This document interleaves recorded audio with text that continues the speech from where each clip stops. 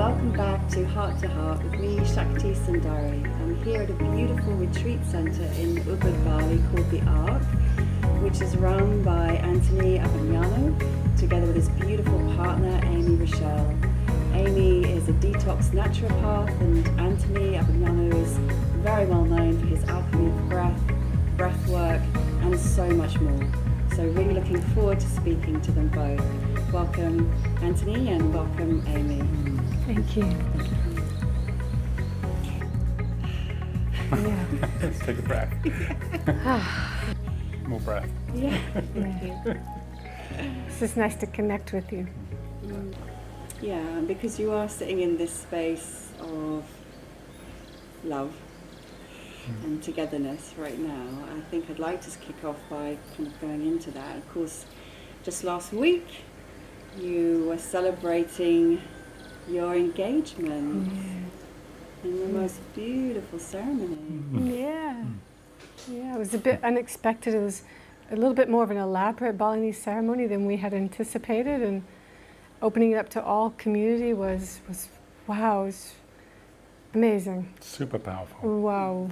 We didn't know that the engagement in Bali is in some ways more significant, the ceremony, than the wedding itself. So didn't expect all the fruit and flowers and all the love, really, all the welcoming. It was really beautiful. It was very touching. Yeah, from all the community as well. Yeah. You know, I said to Anthony, let's go through and we'll invite specific people. And he said, no, let's invite everybody. It was amazing.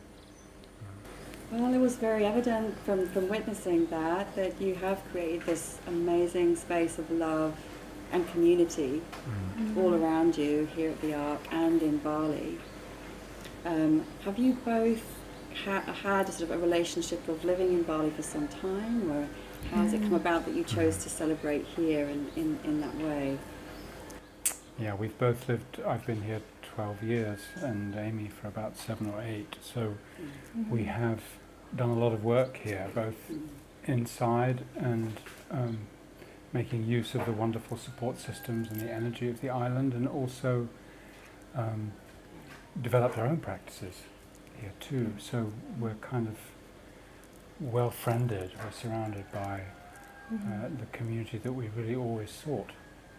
And it seemed a shame to skip out without owning what we're doing amongst our community. That's why we wanted to do the ceremony. Yeah, we've breathed with so many people here, or they've been to my retreats or to Anthony's work, and taken programs with us, or just in general knowing a lot of people here. It was really important to us to bring people together and to share, and not just our love, but the love amongst us all. It was really exciting. It's funny because we talked about marriage and getting engaged, and we've been also, we have dear friends who are polyamorous, and so all of these issues arose after we became lovers, after we joined in relationship. We'd known each other for 4 or more years before that as friends, and then best friends, and then it transformed into becoming a couple. And I remember one of the first things that happened after we kind of made the deal, we kind of agreed that we're going to get engaged, was that our shadows came out. It was like almost immediate, like the week after the shadow came out to play, and it was okay. Now I'm understanding that this means holding that at the same time as being present and staying soft and unarmored. And so it really moves me even to think of the processes that we went through. And I remember people asked me, are you excited? And I said, I really don't want to be excited. I want to do the work. So it's a very natural progression. And I really feel like that's what it's been. It's been about learning to hold myself in my own sovereignty and to be available and vulnerable at the same time. And that's meant coming out to Amy, coming out to myself in many ways. And then coming out to Amy and her being able to hold that, and the same coming to me too. So, When you say coming out, you mean sharing more of your vulnerability, your shadow? well, the shadow, of course, because that came out and sort of blurted out after that initial agreement that we made. I remember there was a couple of very challenging weeks. I can't remember why, but I remember them being like, "Whoa, gosh, you sure you want to do that?" You know, it was meant to be that, to make sure. You know, it was like, yeah. So. And when both of the shadows are out to play, of course, everything it gets quite it can be tempestuous and escalate. But we just so much love. This woman has so much love, and whenever I'm difficult, I hear her say that I'm wondering if there might be a higher way we could communicate, a better way that we could communicate, and it always touches me so deeply that I know it's time to do my work. It's time to do more work, and. I couldn't ask for a better mirror. So It's a real relief to hear you say that, because I can so relate from my own experience of being in sacred relationship that shadow shit has absolutely risen in quite a tempestuous, overwhelming, the most powerful experience I've ever had of my shadow and another's, actually. And yet there's a knowing underneath that of the love and the truth and the divine purpose for this union. yeah. And I think it's also really important for people to hear that, because of course others see this love, which is beautiful and so inspiring and real and true. And it's important to know that there is a part of it which involves, you've mentioned work, and work on yourself. Yeah. Absolutely. Oh, yeah. Shit. I thought I'd done it all. Yeah. There's still more. Yeah. But at the same time, I think that should be lighthearted as well. Like, okay, if Anthony, the so-called shadow, is present, then I don't need to take that about me. I don't need to take that as a reflection of myself per se and react back to that. I can, unless I'm triggered, I can hold that and love him anyway and give him a space. And when it passes, then we can talk about it, or I will take space, or let's just let it breathe for a while. And it's wonderful to be at this time of life where I like to think it's a little bit more of a mature relationship than what I've ever experienced in the past, so that we have a little bit more autonomy and an interdependent connection where you can be in whatever kind of mood you're in. That's all right. It doesn't mean I need to play along or rescue or do anything for you. You just be where you are, and I'm just going to be where I am, and all is well. It's okay. Or if I'm really acting out, hopefully he'll give me that space, or sometimes he'll really sit me down and say, Amy, like this. And if Anthony gives me his wrath, which doesn't happen very often, I know I really need to listen. So I will surrender to what he has to say to me as well, because I really, really trust him. And never before have I trusted a man so much that I would actually listen to him and allow him to guide me. So, and I think that we both just really want to go beyond a lot of our past mistakes and not repeat the same things again. So let's do something a little bit different now. A lot different. Has there been any particular technique or practice that either of you has or you've shared together that you found helpful, really helpful, supportive when you get to those points where one of you's triggered or both of you's triggered? Breathe. What did you say? Breathe. Breathe. Breathing. Breathing. Yeah, we breathe. We have an agreement about 10 breaths. If it gets really rough, that we take 10. Uh-huh. And we look at each other. It's incredible, isn't it? When you feel the adrenaline rising, it's so quick to leap into action, and it takes quite a bit or it seems impossible that it could ever subside. And we've had those moments, of course. And I'm always amazed at actually how simple it is once the adrenaline is deconstructed and it subsides. In retrospect, it always seems like, oh God, that wasn't so difficult. After all, it seems so impossible. But we've been blessed with some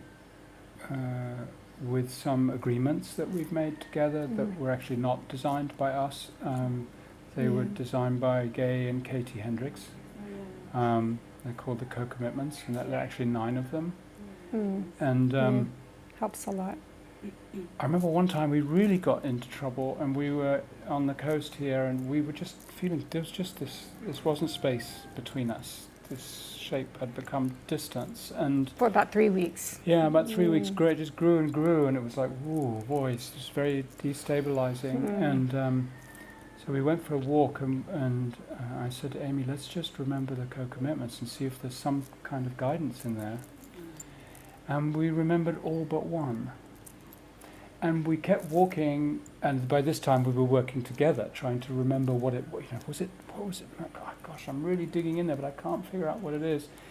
And then I think I took out my phone and looked at them or something, and it said it's the commitment to be close. And of course, I was so touching that immediately, as soon as I realized I was doing my part to not be close, that I want to show up. So I'm very grateful to Gay and Katie Hendricks for their work. Yeah. I've studied their work, and I just adore them both. Yeah, they're my heroes too, actually. Yeah. It's really great. Yeah. In the beginning of our relationship, Anthony said to me, very beginning, he said, would you be willing to do these co-commitments with me? Yeah. And when I read them, well, that's my dream, to be with a man that will bring something like this into our relationship. I said, yes, of course. So I think that has given us a guideline to follow these principles and to have something that helps keep us back on track if we get off. Yeah. Yeah. Can you remember what they are, actually? It's not a test, but just it would be great. Pretty much, we can try. Yeah, let's see. Commitment to do Meant to your be own, close. to do your own work. To reach for your highest potential, to support your partner reaching for their highest potential. Commitment to Microscopic truth. Tell the microscopic truth. Yeah. To have fun. To treat everything as if I'm 100% responsible for creating it. Yeah. To react as if it's my responsibility. To keep your agreements. Keep your agreements. Yeah. And there's one there missing. See? It's probably the one that we really need. Yeah. we need to remember. And it always is that way. Yeah. Whichever one we can't remember is usually the one that needs the attention. Yeah. So I guess I have to ask about your individual work and then about what you are co-creating. So could we start a little bit, Anthony? I know you've been working in breathwork for such a long time. You have this alchemy of breath. Can you tell us about your modality, the training, your techniques that you offer?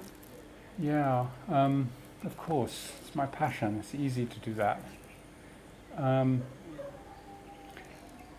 I found out about the breath. I mean, I must have breathed thousands of people by now, but I found out about the breath because I got really ill.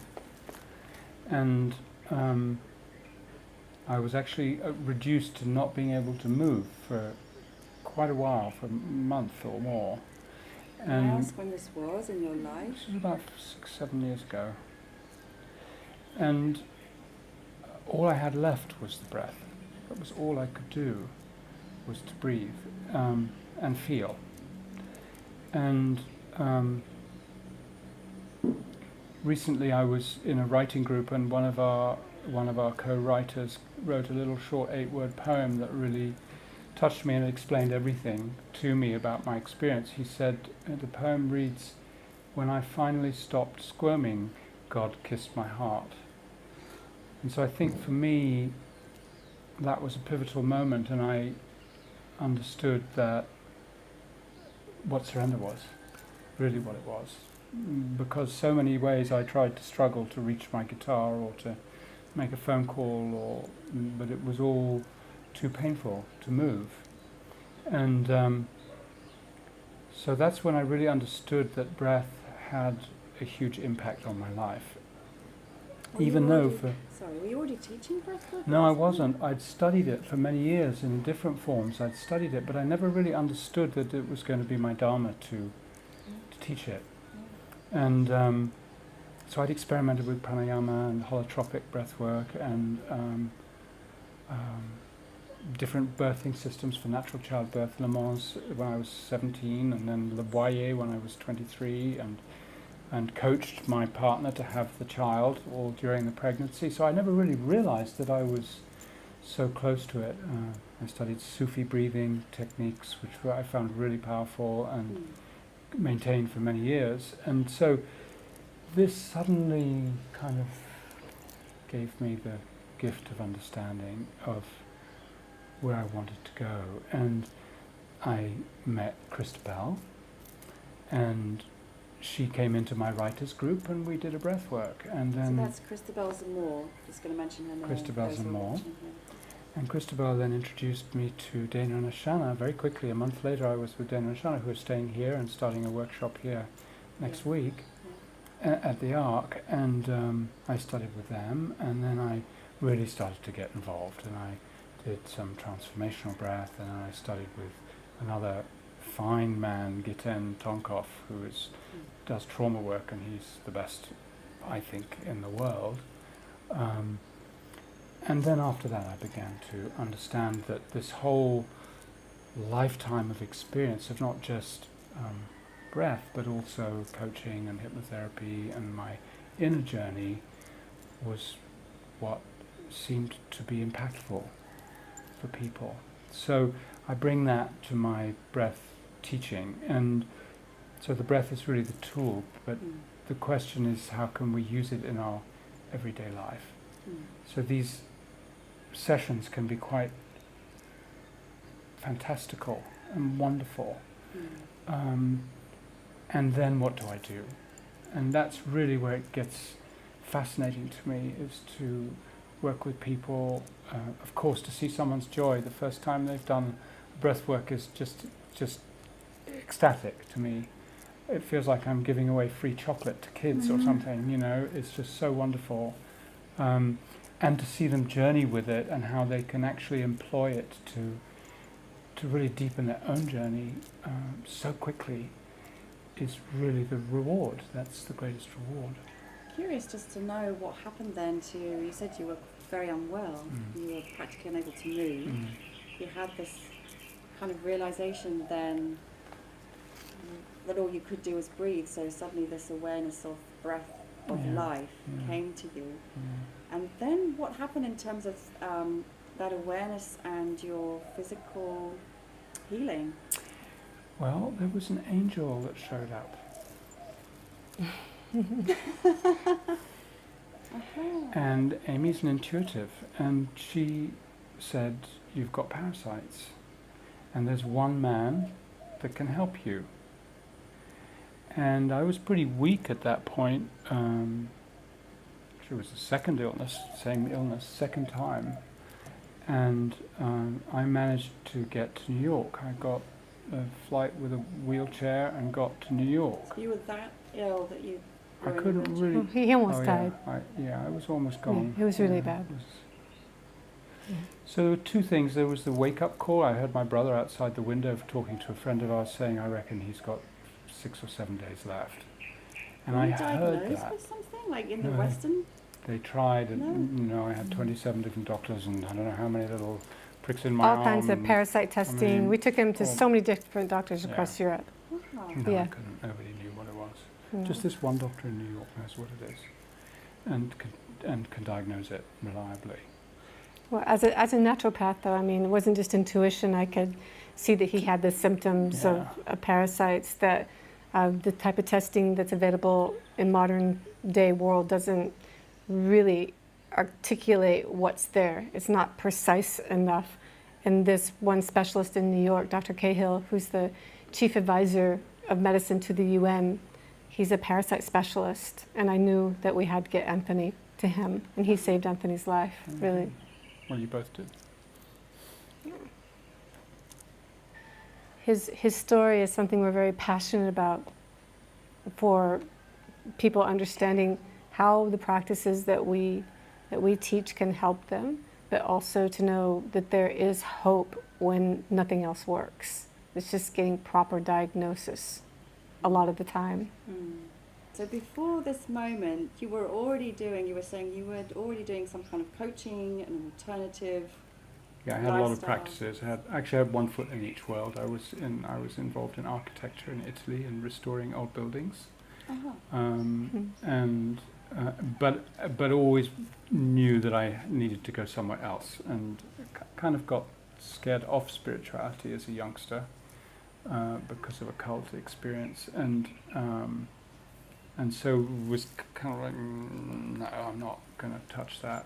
I kind of blocked it for a while. I was a single parent and focused on my work and my child raising, and then later, when he was 21, things began to shift, and I was able to move back towards spirit again.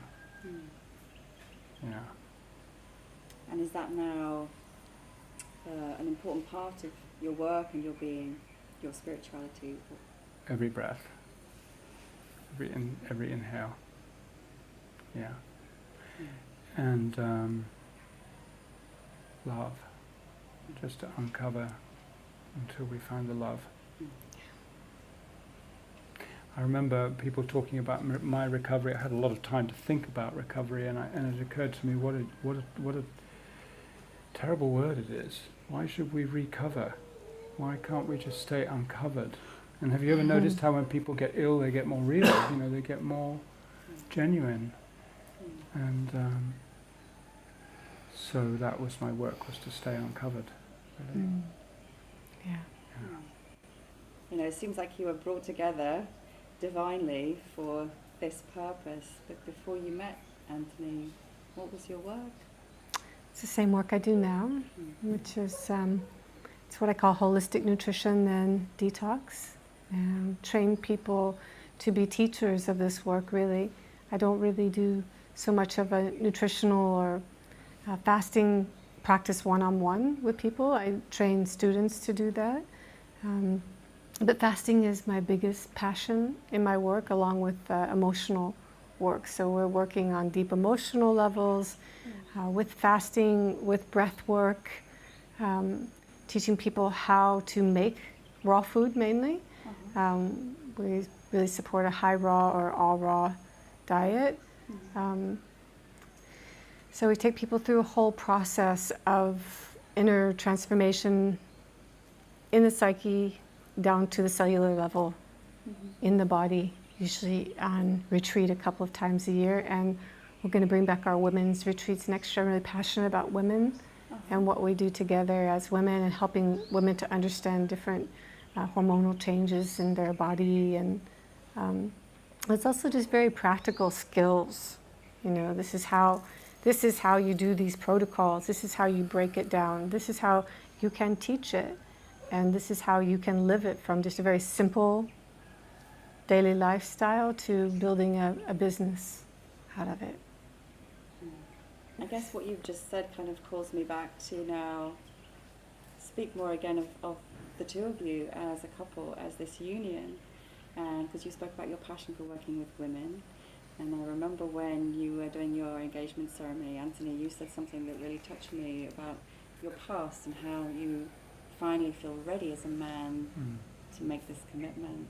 And so there was a sense of both of you having a knowing of your embodiment of the feminine, masculine, divine, and that union between the two of you, and those two aspects within and between you both. I mean, is that how you feel? Is that what you feel you are doing? Yeah, I think that honestly, I think that we've held each other to the highest possible standard of showing up, and we've held ourselves to that too. So that's where the shadow came in, was around sexuality, learning to understand it in a new way, learning to be in a more noticing space than in an active space, and harvesting what we normally step over in the rush to get there, or to get the woman, or to have our peak experience. And that was actually conditioned quite a lot by the illness, because I was not able to really move. So as the second time, a friend of mine called it the second great illness or something, which is where I needed to get the rest of my lessons and the rest of my teachings. But that was very powerful, because we could really only look at each other for weeks and feel, as a man, feel like I'm not performing. Right. Yeah. I can speak for myself, I'll let Amy speak for herself. And to hold that and to be okay with that, to be in my power with it, for it not to be degrading and not to be, not to make me wrong. And so that all needed to be worked out in order for us to be intimate, to come close. And that meant our past, our sexual past, needed its healing. And we both had different ones, of course, but mine needed a lot of love, a lot of self-forgiveness, and a lot of holding my inner child, and making friends with him, and giving him a name, and keeping him on my Facebook page all the time, and a little picture of him so I can keep him present. Yeah.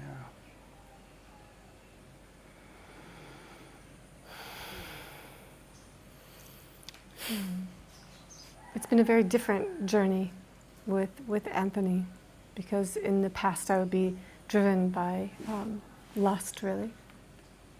You know, driven by just a pure kind of chemical, more kind of, you know, animalistic, like, oh, I see something in you, and that's what I want, you know. And Anthony really wouldn't have that type of behavior from me at all. And it's not that I didn't find him attractive in all the years we were first friends. I thought he was a very beautiful, attractive man.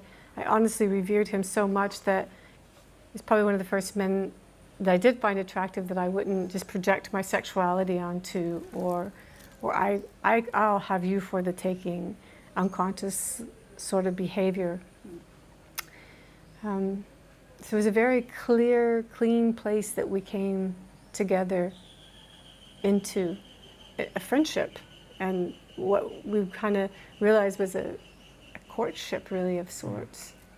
And then in this illness, that's just about, you know, sexuality or being able to share on that deeper level of that sort was just not the priority, obviously, you know. So it brought up a lot for me, a lot in terms of not being reinforced in a way that I was used to being reinforced in our relationship, or validated, feeling validated, or that we're intimate, now we're close because this is happening, what we're used to doing together. But part of what was shedding for me was how I find value or worth in myself, and therefore with a man and what we share. And realizing a lot of that was based on not the totality of depth that I'm capable of, because it was much more biochemical or animalistic, or, you know, you look a certain way, or driven really. And he would keep pointing this out to me, and it would be very difficult for me to receive. Feeling rejected, not wanted. It felt like a neutering of sorts, losing my what I had identified, what I thought was my femininity. Yet he kept loving me, and he didn't reject me. Emotionally, he was rejecting a certain behavior that, what I realized in retrospect, every relationship I had would eventually fall apart because of this projection of really like wanting, needing, give me this, reinforce me. Yeah. And he didn't have the energy in the first place to do it anymore. But in this period, something really changed where he still held me and still loved me. And there was no lack of intimacy on one level, but what my mind was so deeply conditioned for intimacy wasn't getting filled up. Yeah. And it angered me. I'd be angry with him and punishing towards him, and you know, to the point where it's like, okay, well, what am I going to do? You're not meeting my needs. Right. You're not giving me what I need. What I want. You know, yeah, you're not giving me what I want. But he kept loving me. He kept holding me. He never rejected me. And again, I realized in past relationships that eventually would tear my relationship apart with someone because no one could fulfill my constant demand, my constant need. And over time, it was about an 8-month period. We were celibate really this whole time. So difficult for me. Just excruciating pain. Just feeling neglected. You know, I'm realizing like, wow, what it really got me down into is all my trauma really. Yeah. Growing up, mainly being reinforced that my value came through my sexuality, or how I look, or how much I please him. He didn't want any of that. In fact, he was repulsed by it. You know, if I ever would, you know, let's say, oh, here, look at my butt sort of attitude, he'd say like, I mean, I don't find that attractive. What? What do you mean? I can always manipulate with my sexuality. What do you mean? Come on. So that's the shadow feminine. This is what we coming meant. out. Yes, very much. And it's a bit dangerous when it's in a conscious way, because I could find every reason why I could speak for my own need not being met. Yet still be loved through all of that, and to be shown how to come back into myself and to be in touch in here it's really been so healing on a deep fundamental level, where I feel much more dignified in myself, not prudish, still my wild and crazy self, but I'm not, I kind of hate to say this, it feels kind of funny to say this, but almost like unconsciously prostituting myself for love. Oh yeah, no, that's a key part of the shadow feminine. Yeah. You know? That's It feels really tender to say that, but and to be with a man that wouldn't take advantage of that and wasn't attracted to that and just simply wouldn't have it, but also didn't reject me. Whoa, he won my heart and showed me, not taught me, but through his love showed me something else, and I could just be forever bowing to him for loving me in this way and not taking advantage of me, or what I'd always say, oh, men just use me, but little did I realize how much I put myself in that position. It's just an amazing journey with him. Yeah, gosh, that's really elevating one another. Yeah, that was a tough period. Yeah. A lot to hold for both of us, I think. Yeah. And again, gosh, for me, that just comes back to what I see so clearly, and more people I speak to in my own life experience, which is that we go to these pits, really, these really dark places, difficult places, near death, the deepest shadow. And if we have the courage to go there, or sometimes we're not even given a choice, it seems like, but from that, Yeah. there's the potential for so much more Yeah. to open within us. Yeah. We're able to. Yeah. Yeah, you spoke earlier about a new project, a new co-creation, gateways to intimacy. I'm guessing this is informed by what you've been living and experiencing. But can you talk a little bit about this? Or is it top secret? No, I think we can talk about it. First of all, I didn't say earlier when you were asking about my training and thing, I didn't really answer your question, so maybe I'd like to get to that at another moment if possible. But what I do find is that most of the people, the demographic of people that I work with are women. And by far the majority, sort of 80 or 85%. and the in the age bracket of 25 to 55. Mm-hmm. And I understand. I mean, that teaches me that, and I'm told that I'm safe to be around, and that's because I exhausted myself in the 60s.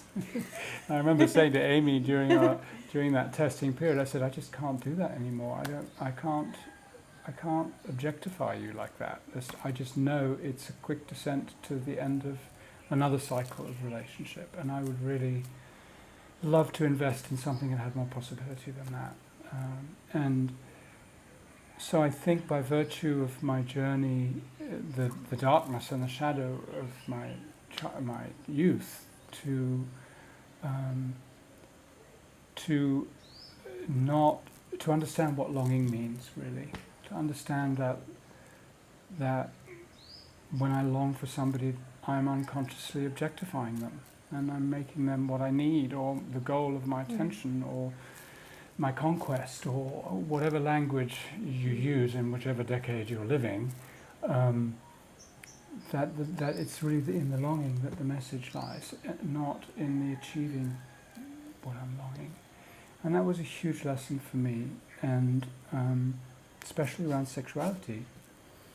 So to feel the feeling without seeking the resolution of it. And there are so many metaphors for this in music and in life, like that note before resolution where you're waiting for the song to come back to the whole again. And there's that moment of suspense that is so valid and so rich, and so much what we both experienced during that 8 months, that it was really the essence of the courtship, was learning to live with the longing and to celebrate the longing rather than the result of the longing, which is remarkably quick in a way. You know, the longing is really where the richness is. And so what I wanted to do, and what I was so fascinated about in our engagement of relationship, was that it got to the point where if Amy would walk in the room, I would feel a sexual feeling. And I'm always noticing the shape of the space that's between us. It's always, you know how like those two faces that look at each other form the shape of a chalice? Yes, yeah. And that's moving all the time, and it's morphing, and it's all, I feel it now, I've got goosebumps as I think about where her body is and what form it's making and what the shape is that we're creating together. So for me, Gateways to Intimacy is about how can we be conscious of what that shape is, and how can we work with it joyfully and with the co-commitments as our guide to be together and to be in a permanent state of awakening rather than deadening and repeat. So I think the gateway is where we would potentially repeat. Okay, but now as the gateway, you can either go through the gateway, and that's probably where shadow is, or where we're challenged, or where we might blame or huff off or run away. And instead, okay, are we going to go through this gateway, or are we going to go around and around and around till you don't even want to look at that person anymore, and you have to just get away from each other, you know? So okay, here's the gateway, here's the opportunity. And so trespassing, going into, surpassing and going into these places, something else is opening up from there, and then opening up, and then a deeper root of trust is built where I know no matter what it is now with him, he's still going to be there. That doesn't give me carte blanche to act out in any way. Actually, it gives me reverence and say thank you, because I know he's going to be there. So it puts the onus on me to keep rising up to say, hey, I think we're at a gateway, or he says, hey, we're at a gateway. Keep going, traversing it. And so this Gateways to Intimacy, is this more going to be work that's geared to couples and encompassing more than breathwork and all your previous learnings and teachings? Or?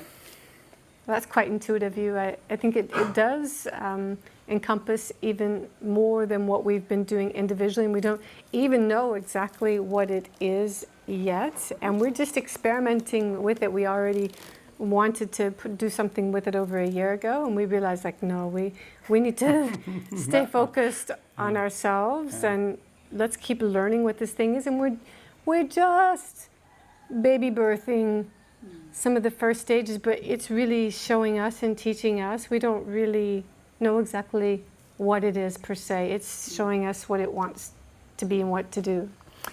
I think, yeah, a lot of my practice is being present with what it is that wants to happen. So I use a meditation technique, and my breath work is all about that. So there's a lot of trust and acceptance that what will unfold will unfold. But what's really happened is in the visits that I've made to Amy's retreats and workshops, and the visits she's made into mine, that people keep coming up and saying, we want more. We want more of what it is that you have. There's something about you that is so, whatever it is, that appealing in some way. And so I think we're both feeling that, how can we stay small and offer that, not get taken by it, but also to show up in a way that can really support. And it's not just for couples, no, I think it's really life, it's life. It's parenting, really.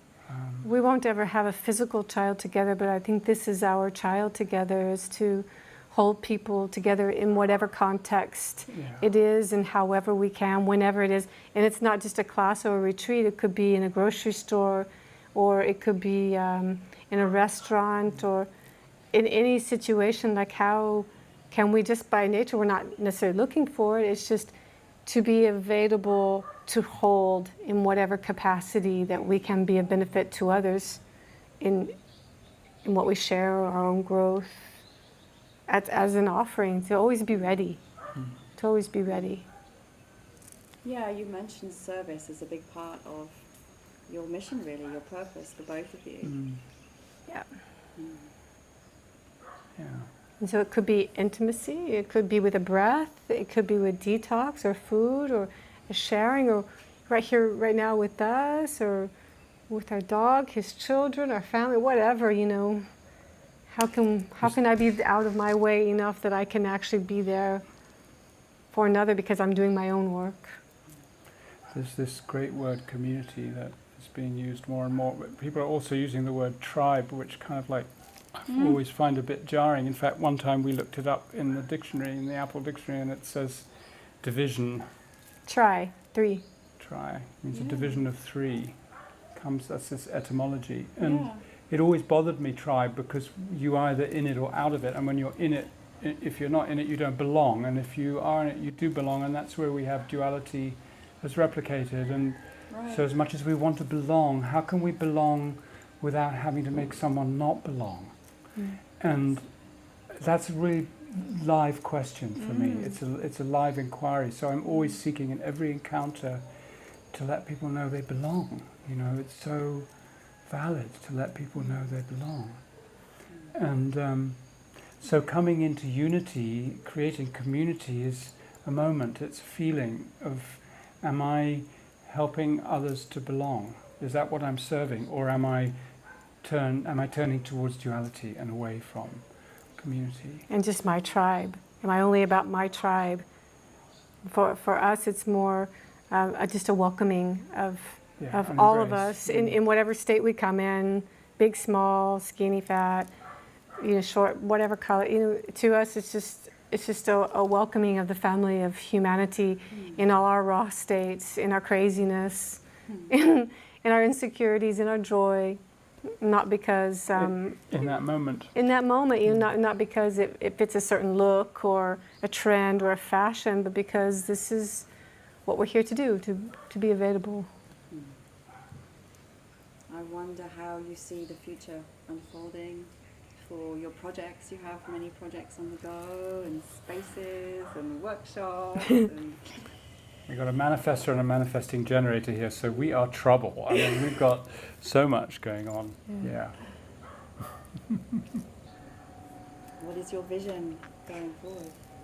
breathing, more people using the breath to grow and understand and nourish themselves. And training more trainers to train facilitators, just like Amy. It's the same program. And I'm excited because we've got our first agreement with North America and Canada to the French-speaking people, where one of my students who's very advanced is going to start teaching it in French. She's going to start teaching trainers in France. So we're now just beginning to really get into some wonderful expansion of possibility. So that's important to me. And I'm also developing a lot on the internet, doing a lot of webinar breathworks that are extraordinary. It's extraordinary what happens in just 30 minutes of breathing with... I had 37 different countries attending a breathwork 3 weeks ago before I came to Bali. And at the end of the breathwork, they become friends. There is this community that I spoke of. So there's no limit to the outreach now. I'm looking at new ways to introduce more people to it, and many of my graduates who are facilitators are now starting to use webinars to spread the breath more quickly. Does that mean that people see you and hear you when They you're do, doing it? and I see each of them too. Oh, really? So I have big screens, and I have 25 people on each screen, and I can speak to each one of you. I can address you and give you guidance, and it's so powerful. But it's just headphones. It's just headphones and an internet connection, and I think it really appeals to people who'd rather be private. So in the European culture, it's really very popular, where they're a little bit less open than they might be in the US or in Ubud, for example. And our joint vision also, in the grounded sense, is the Ark, which is this wonderful place that has transformed so many lives already and is so blessed. It's so special, and we have such a relationship with the spirits that live here, and the temple that's at the bottom of the hill, and our dear partners who are the original owners of the land. And it's all about giving something back to Bali for us too. So Amy can speak to that a little bit. It's this wonderful project that she's hatched and giving birth to right now. We just started our legal entity here on Bali, which is called Give Back Bali. And as a retreat center, we are licensed, really, not just within our retreat center, but within our legal establishment, to help other retreat leaders to do their work here legally. It's been a big problem for retreat leaders to actually work legally on Bali, but we can give people the opportunity to do their work 100% legal through our events management company.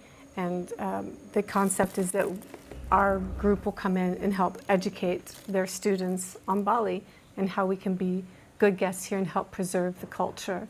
So we're excited to support local people, support what's happening here on Bali. And we give scholarships to Indonesians. We ask the events, the people, the facilitators that come to also give scholarships to Indonesians as well. Yeah. We really feel like with Indonesia, not just Indonesians, but with indigenous people everywhere worldwide, there's a seed there that we all really need in this world. And so to help preserve local culture is kind of like preserving all of our humanity in a way, so it doesn't get so diluted into like a kind of white bread way of being, a generic way of being that stays alive, that is cultural, that is rich with tradition and ancient history, that teaches us of spirit, of spirits. So that's a big part of our work, and again here at the Ark and our workshops and retreats, and supporting other people in their work as well as teachers, helping to produce other events that are not just our own, but other people who are really committed to this global vision that we all share. Yes. In a legal way, where everyone's safe. Yeah. Wow, what a beautiful vision. Well, it already is. It already is. Are there any parting words you would have for our audience who'll be watching this, your followers? Any parting message that you might have? Something from your heart you'd like to share?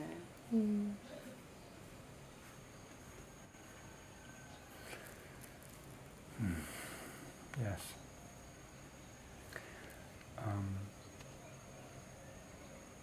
I would just encourage everybody today, whatever day it's being seen, to go and reach out to someone and ask them to take 3 breaths and look you in the eye and see what happens.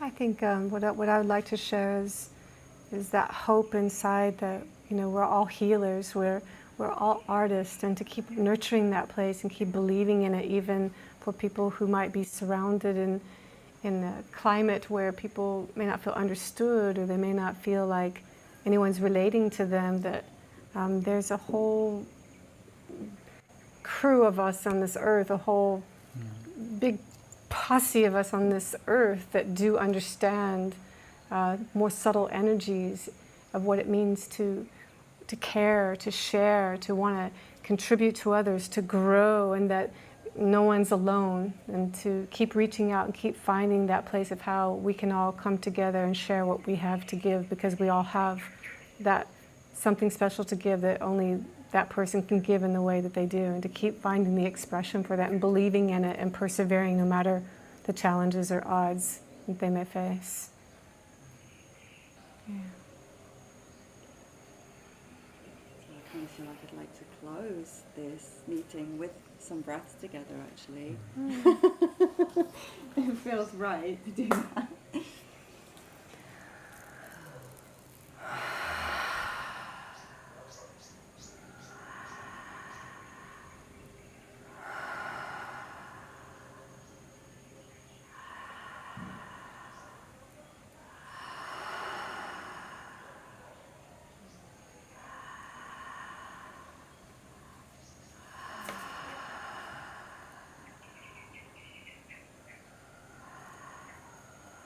Thank you. Namaste.